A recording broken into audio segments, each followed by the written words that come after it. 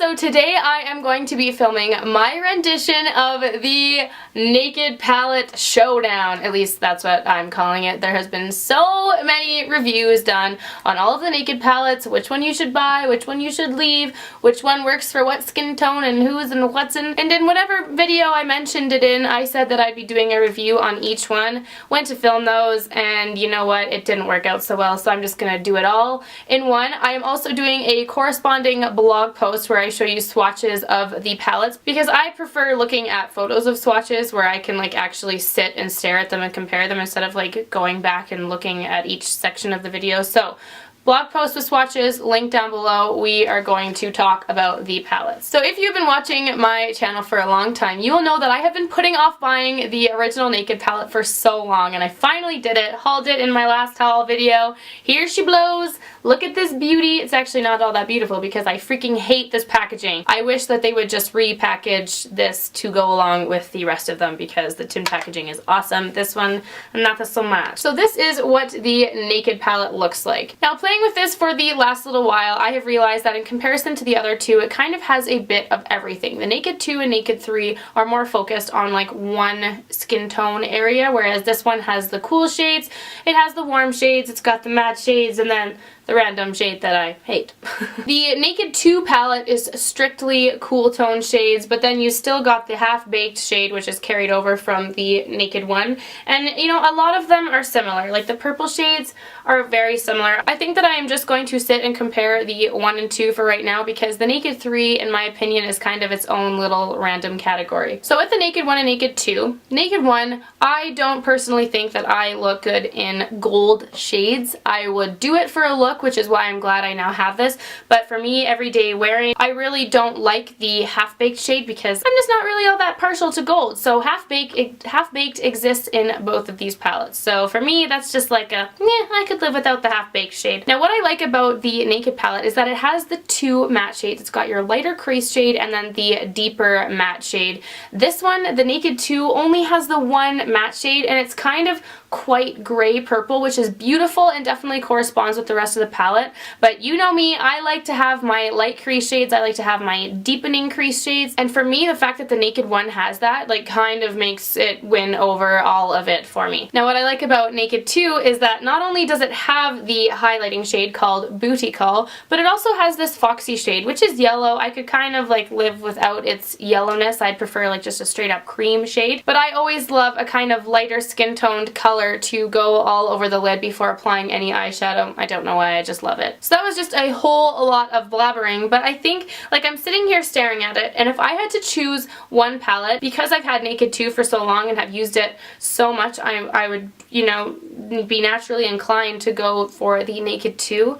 But because of the versatility of the Naked 1 and the fact that you don't only just have the cool shades, you've got a mix of everything and you've got a mix of matte and shimmery and it's just kind of all across the board, I'm gonna have to say that the Naked 1 is definitely what I would go for. I didn't expect to say this myself. I would say that if you were going to buy one of these palettes out of Naked 1 or Naked 2, I would go for the Naked 1 simply because it is more versatile. It has a whole bunch of different shades rather than the Naked 2, which is only the cool tone shades. That being said, if you're really pale like me and you're more comfortable with the cool tone shades, I would go for Naked 2. Okay, so with the Naked 3, this is kind of in its own little separate category, and it's because it is strictly rose tones. Like, there is no versatility whatsoever in this palette. It's all rather cool tones, even though it is on the rosy side. There's not a lot of warmth to it at all. Now, my friend Mika has, you know, she's pale like me, she's got strawberry blonde hair, very light, and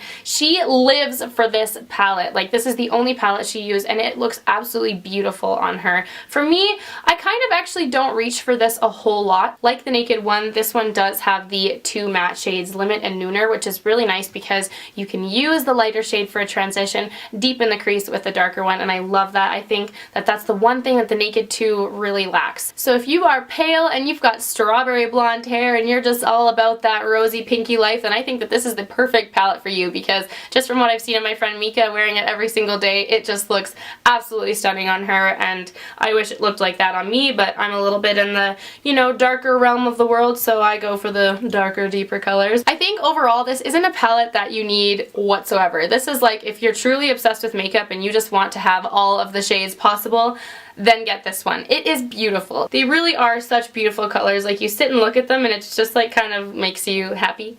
But it's just not necessary in my opinion. If you're humming and hawing about the Naked 3, you can probably live without it. I honestly have not used this in months. Like, I went through a little phase when I first bought it.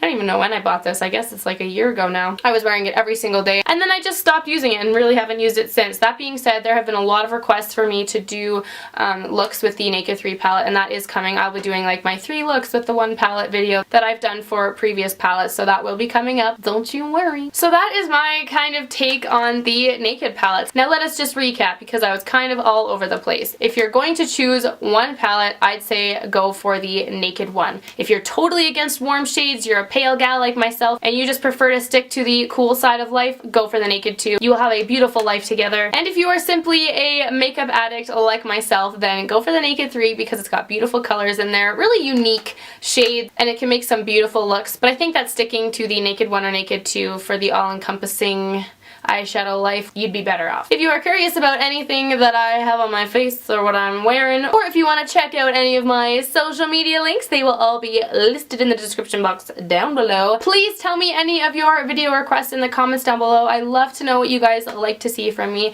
Thank you so much for watching this video. I hope it was helpful and not too confusing. I probably should have prepared a little bit more for this, but I gotta go with what my heart feels in the moment, you know? Thank you so much for watching this video, everyone, and I will see you in my next one. Bye!